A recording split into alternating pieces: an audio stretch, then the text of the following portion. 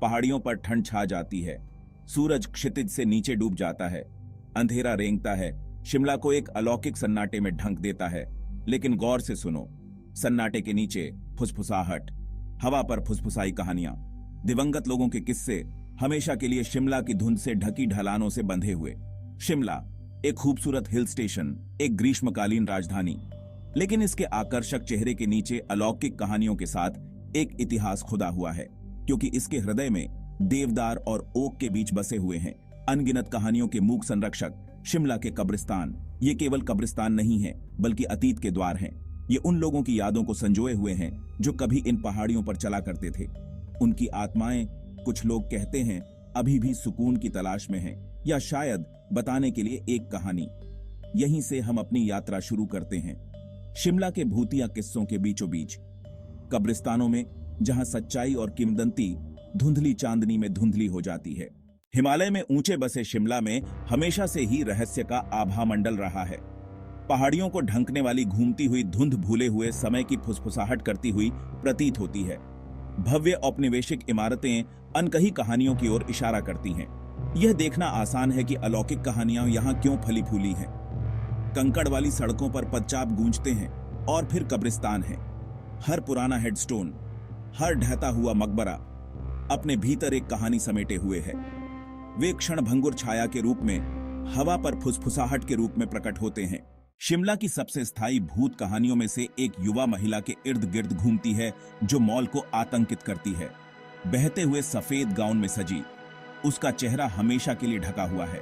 कहा जाता है कि वह रात में मॉल में घूमती है। कुछ लोग कहते हैं कि वह एक खोए हुए प्रेमी की तलाश में है।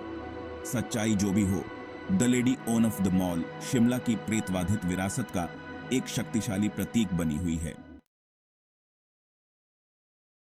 अंग्रेजों ने अपने शासनकाल में शिमला में कई कब्रिस्तान बनवाए थे।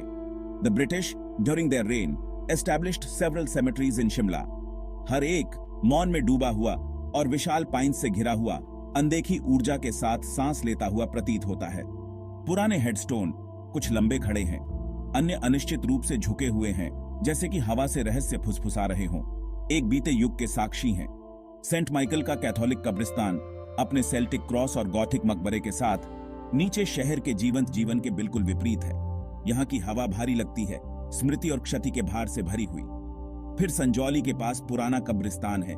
इसकी ढहती दीवारें अपने भीतर दिल टूटने और निराशा की दास्तां छुपाए हुए हैं।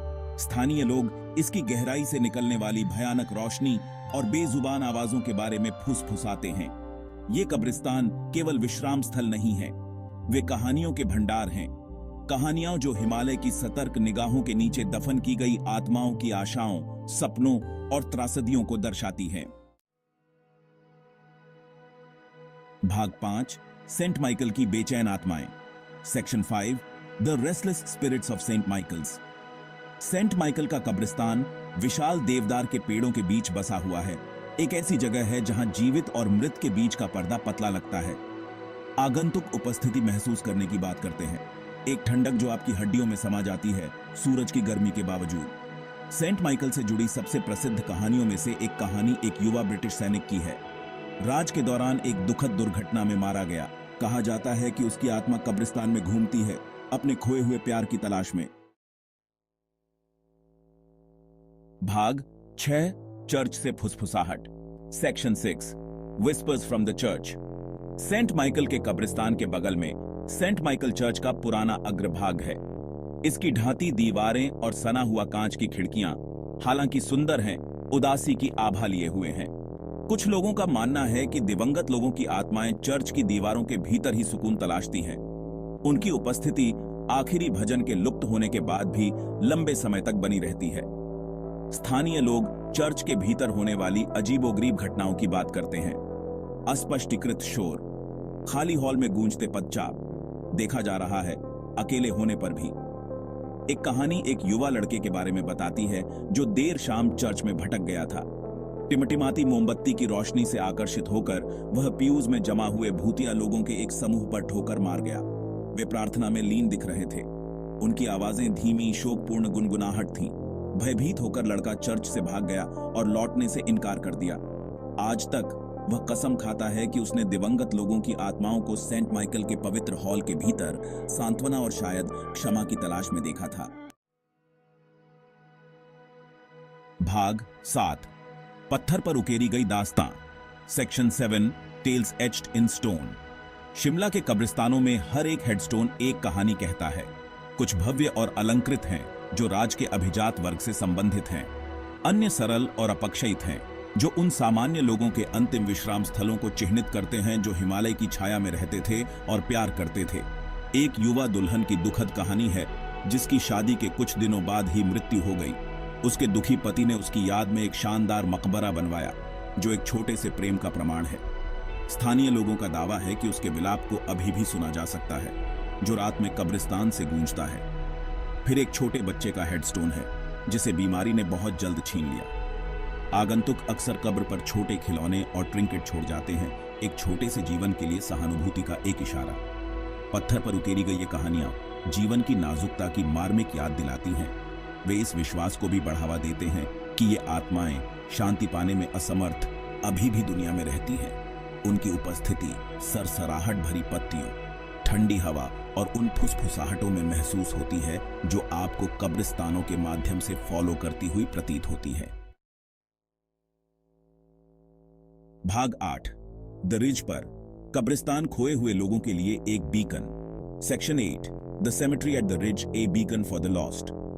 रिज पर कब्रिस्तान शिमला के मध्य में स्थित है, अपने चारों ओर के चहल पहल वाले जीवन के बिल्कुल विपरीत है। बहुत से लोग मानते हैं कि यह खोई हुई आत्माओं के लिए एक बीकन का काम करता है, उन्हें एक लौ के पतंगों की तरह अपनी ओर खींचता है।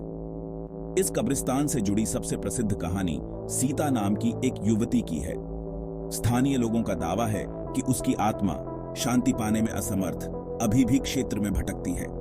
चाहे ये किस्से सच हों या केवल अतिस्क्रिय कल्पनाओं की उपज, द रिज पर कब्रिस्तान आकर्षण और भय का स्थान बना हुआ है, एक कठोर अनुस्मारक कि मृत्यु एक सर्वव्यापी वास्तविकता है, यहां तक कि सुंदरता और जीवंतता के बीच भी। शिमला का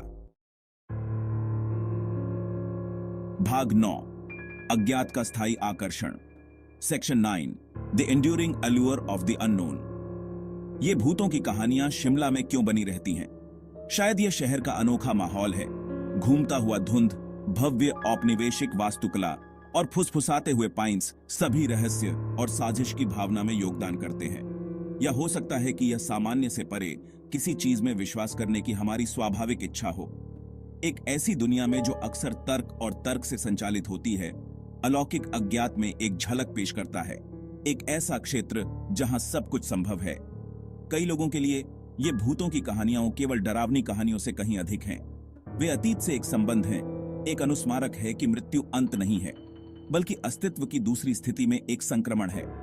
कारण जो भी हो, ये कहानियां मोहित और भयभीत करती रहती हैं, यह सुनिश्चित करते हुए कि शिमला के भूतों की कहानी जीवित रहे। भाग 10, अतीत की गूंज, वर्तमान की फुसफुसाहट। Section 10, echoes of the past, whispers of the present. जैसे ही हम शिमला के कब्रिस्तानों में घूमते हैं, हम अतीत की गूंज से घिरे होते हैं। पत्थर पर खुदे हुए नाम, एक जीवन की तारीखें, सभी बीते हुए समय की फुसफुसाहट करते हैं। लेकिन ये गूंज केवल अतीत के अवशेष नहीं है, वे वर्तमान में प्रतिध्वनित होते हैं, हमें अपनी मृत्यु दर और कहानियों की स्थायी शक्ति की याद दिलाते हैं। शिमला के भूत, चाहे वास्तविक हों या कल्पित, एक शक्तिशाली अनुस्मारक के रूप में कार्य करते हैं कि हमारा जीवन क्षणभंगुर है। वे हमसे वर्तमान क्षण को संजोने, अपने जीवन को पूरी तरह से जीने और एक ऐसी विरासत को पीछे छोड़ने का आग्रह करते हैं जो समय के माध्यम से गूंजती रहे। हो सकता है अंत में ये भूतों की कहानियां डर के बारे में नहीं, बल्कि स्मरण के बारे में हो। वे उन लोगों का सम्मान करने का एक तरीका है जो हमारे सामने आए, उनकी यादों को जीवित रखने और जीवित और मृत को अलग करने वाले पतले पर्दे को स्वीकार करने का एक तरीका है। भाग 11, निष्कर्ष, शिमला के भूत, खुद का प्रतिबिंब। Section 11, conclusion, the ghost of Shimla, a reflection of ourselves. जैसे ही शिमला में एक और दिन सूरज डूबता है, पहाड़ियों पर लंबी परछाई पड़ती हैं। हमें उन रहस्यों पर विचार करने के लिए छोड़ दिया जाता है जो इस करामाती शहर के हर्जन में निहित हैं। क्या शिमला के भूत असली हैं या वे केवल हमारी कल्पना की उपज हैं, जो सदियों से इस जगह को ढंके हुए धुंध और किंवदंतियों से पैदा हुए हैं।